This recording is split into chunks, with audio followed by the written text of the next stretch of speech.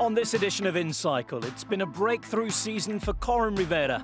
The Californian tells us about her European travels. It's definitely a big culture shock, especially at first, and if you haven't done it before or had a little taste of it, you don't really know what you're getting yourself into.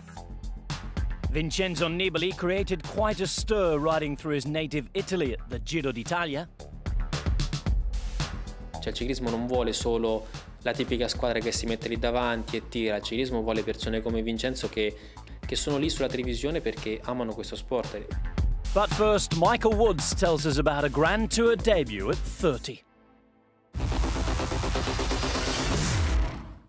With the second youngest squad on the World Tour, it's fair to say Cannondale-Drapac has an eye on the future. But at the 100th edition of the Giro d'Italia, just one rider within their ranks was making his Grand Tour debut.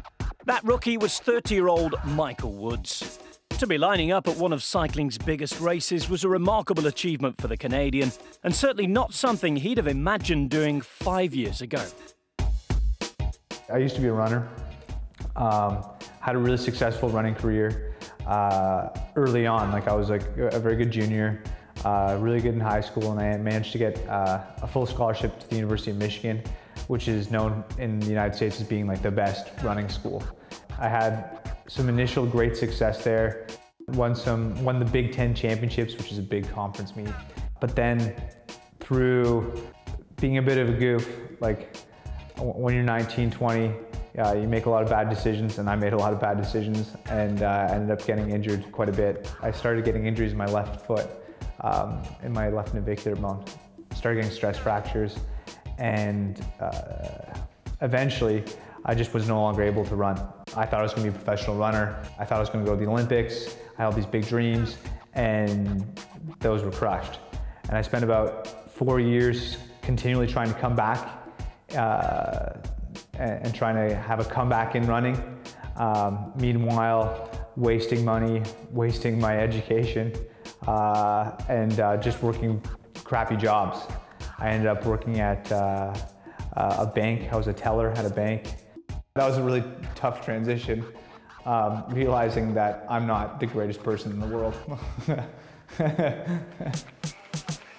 During that time, just in order to stay fit because I couldn't run, I started riding a bike.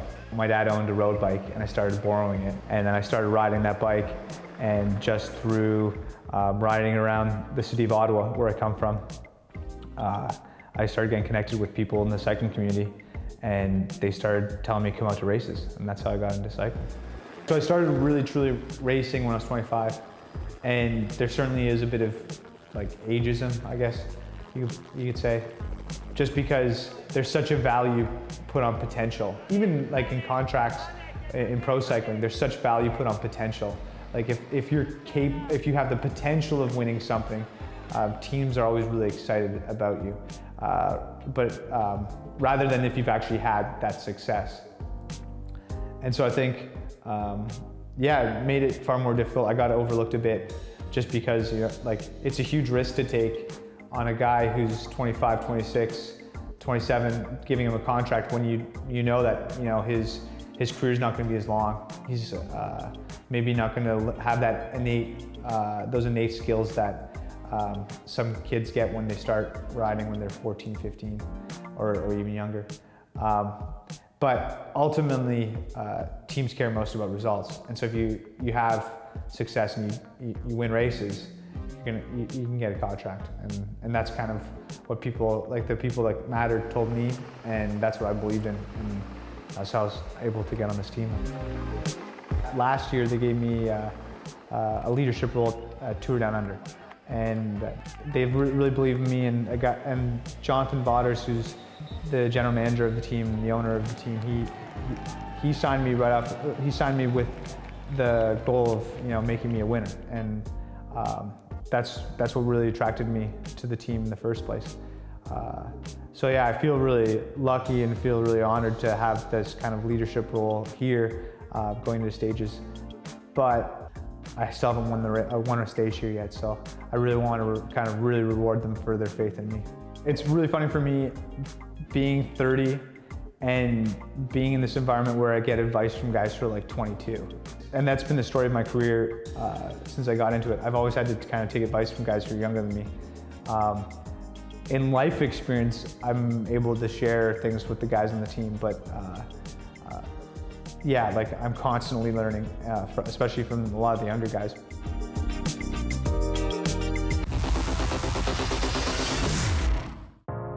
Los Angeles is a city where stars are born, and with breakthrough wins at Binder and Flanders this year, none shine brighter than Orange County native Coryn Rivera. I started riding when I was 9 years old. My dad was always into any kind of sport in general, usually on wheels. And yeah, he had a tandem with my mom. And finally, when I was big enough, I kind of got thrown on the back. And then one of my dad's friends asked me if I wanted to do a little kids race out by Redlands Classics. And it was one lap of the crit course, and took off at the gun and just gapped everyone and won, and I totally loved it. Did that race for the next year, and same thing, won it, and totally fell in love, but I couldn't wait every year for that one race. So from there, I got a racing license, got junior gears, and then the rest is kind of history. Here I am now, racing pro for Team Sunweb. I'm gaining more experience in Europe now that I'm on a European team. It's definitely a big culture shock, especially at first, and if you haven't done it before or had a little taste of it, you don't really know what you're getting yourself into. So I think that's a decision that kind of holds people back from, or Americans, to go over to Europe. I think in Europe, for the racing, it's just like a lot of mental stress, actually. Like something's always going on, you know, you're watching out for a crash or, you know, the next turn, the next climb. So there's always something going on. The roads aren't big, wide, and straight like here in America. So there's, your mind always has to be on and ready. European cycling is like doing an American crit, but for, you know, 120, 130, 150K. So it's just so aggressive for 3-4 times as long as an American crit. An American just won the Ronde van Vlaanderen. That is a superb victory from the young sprinter. It was actually a little life-changing, like around the team house. Yeah, I'll be training in Limburg, and a local will roll up and kind of scare me because I don't expect anyone to try to talk to me. And then they'll say, oh, you won Tour of Flanders? And I was like, whoa, yeah, I did, but I just don't expect that kind of interaction.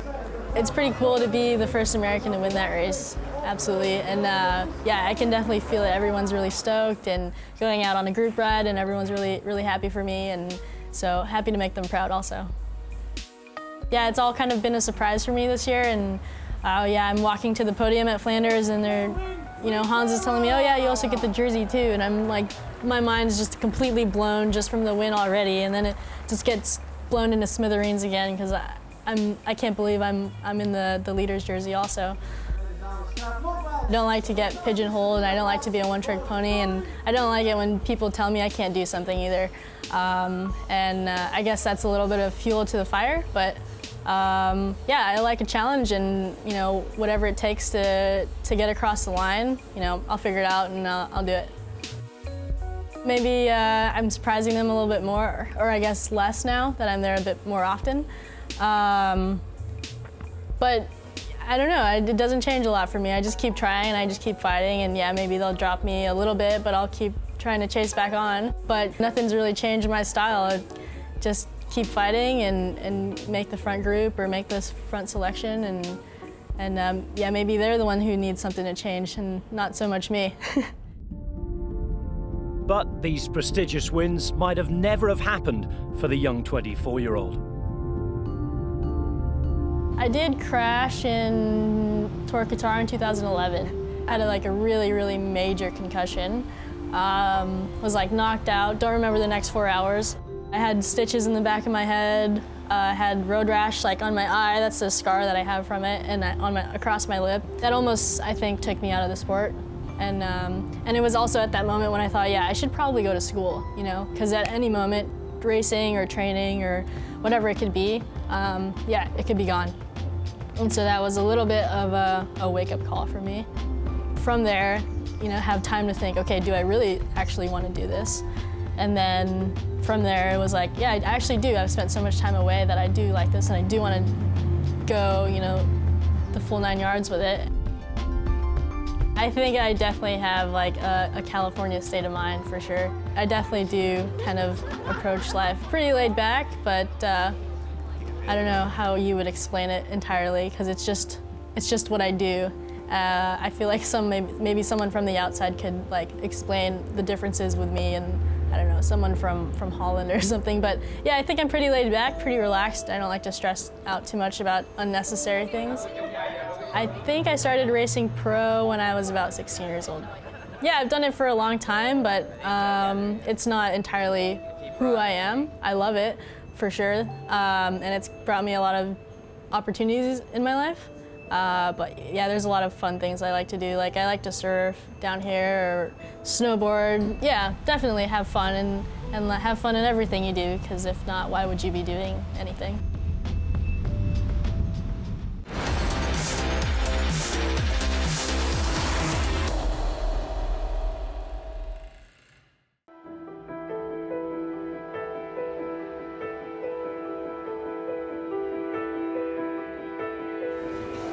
Okay, you can start.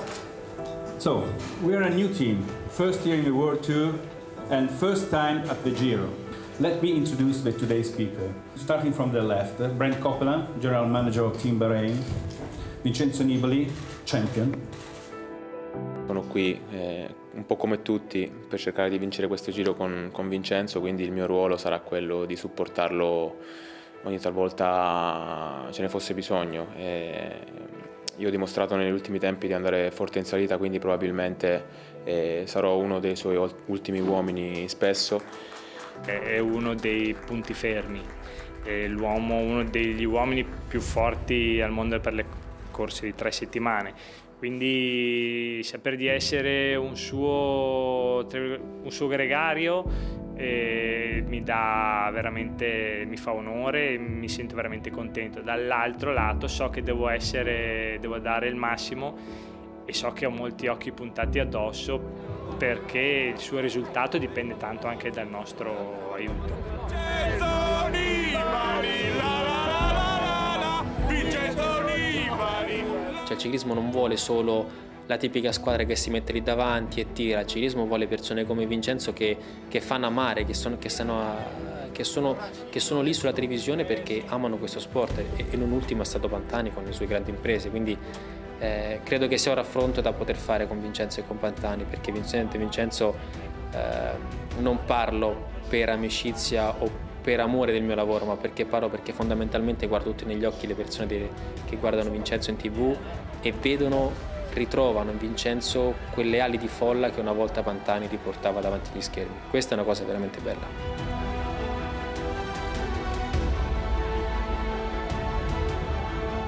Questo Giro del Centenario è un giro molto particolare, molto diverso, perché alla fine ci fa male il bel paese, ci fa male ciò che noi veramente abbiamo in questo nostro territorio, che è l'Italia. Il bello dell'Italia è questo qui. Siamo fortunati perché partiamo dalla Sardegna, poi passiamo per la Sicilia, risaliamo tutto lo stivale, quindi insomma riusciamo a trasmettere oltre a noi stessi, ma anche al pubblico che ci guarda in Italia, non solo le bellezze del nostro bel paese, che è quelle che l'Italia ha.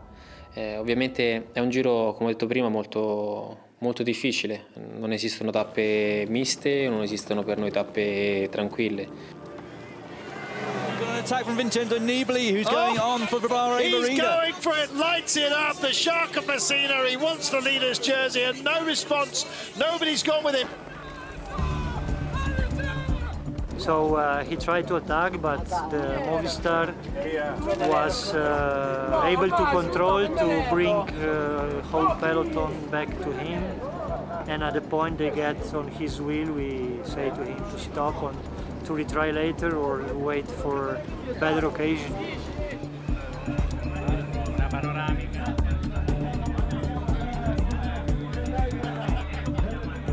È una sensazione bella, è una sensazione che già ho provato, no? Sai che passi tra la tua terra, i posti che hai conosciuto, che la gente ti ha sempre seguito, quella che magari qualche anno indietro la trovavi magari lì al bar, quindi i tuoi amici. Questa la cosa che poi si va a ripetere, nonostante ciò l'ho già provata nel 2011 e anche nel 2008 quando ho fatto la tappa di Milazzo e la tappa di Messina Etna, quindi qualcosa di particolare.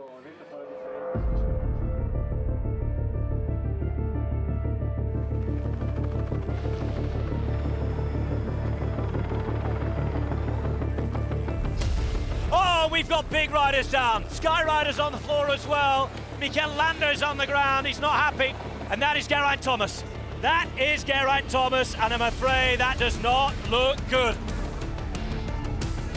Ma penso prima di tutti Quintana, perché è sicuramente uno dei corridori degli ultimi anni che è stato sempre molto costante e uno dei più forti in salita.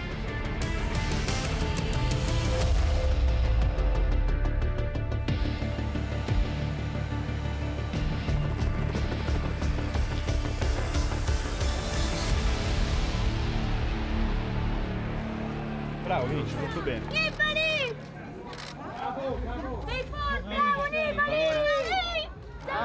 Yes, I'm happy for this race. Vincenzo is the best, and then for the overall classification, take more seconds from Quintana. This is important result for today.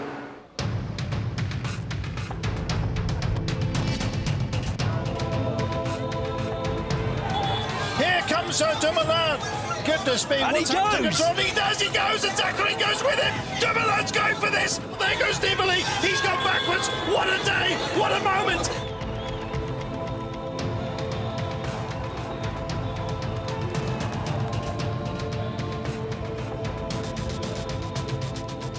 There is riders who felt better yesterday than Vincenzo did, and that's why he dropped in last day. We expect something better, but this is the fact. Team did everything, Vincenzo gave everything, so we have nothing to regret. We are looking forward.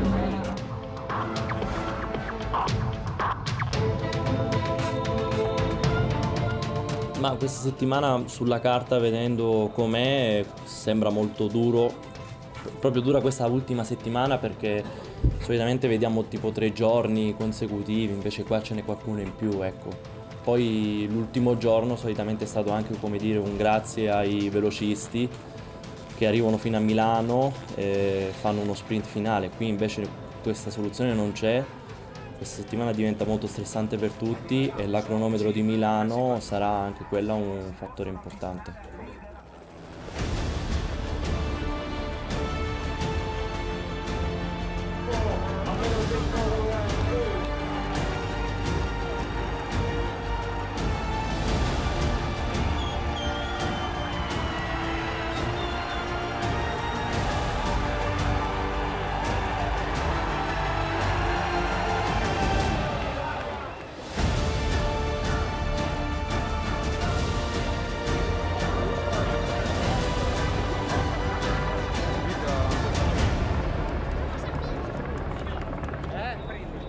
It's a beautiful day today for me, for the team.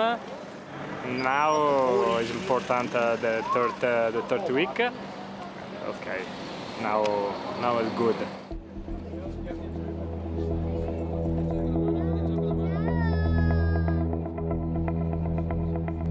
Questo invece è quello che riguarda il giro finale, no? Visto con una planimetria diversa, ok? Si scende in valle e si risale, ok? Questo è il particolare dell'arrivo. L'arrivo, guardate bene l'arrivo, questo è il rettilineo d'arrivo, quello è l'ultimo chilometro, piegata a destra e venite sul paese. Dai, Davide!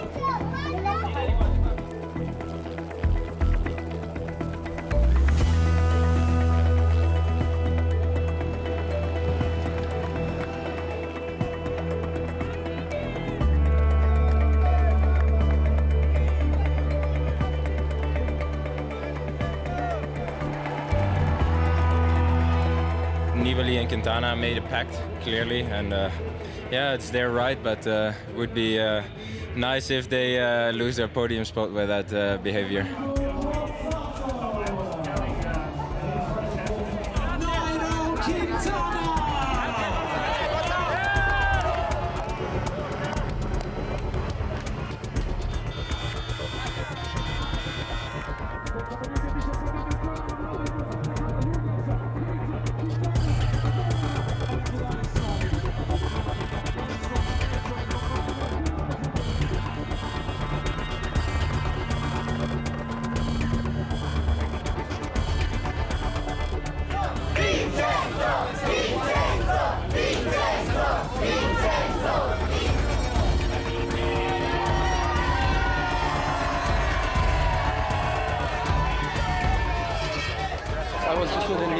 bus, and I spoke to him outside the bus, gave him some encouraging words. I don't know if it will work or not, but I think he needs every bit of encouragement today.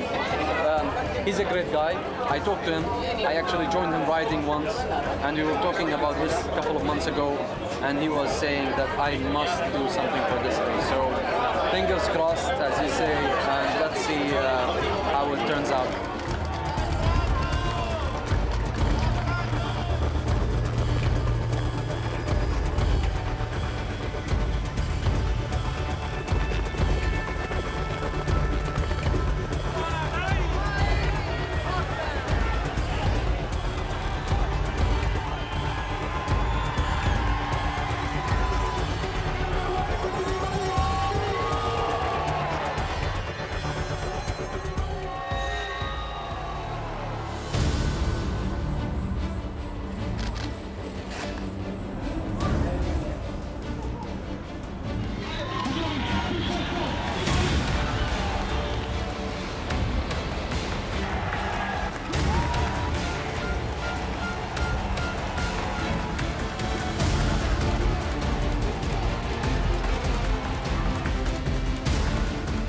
Penso di aver fatto una buona crono, solo che Tom Dumoulin si è dimostrato veramente all'altezza di un grande cronoman, ha chiuso questo Giro d'Italia veramente molto bene e si è meritato la vittoria finale.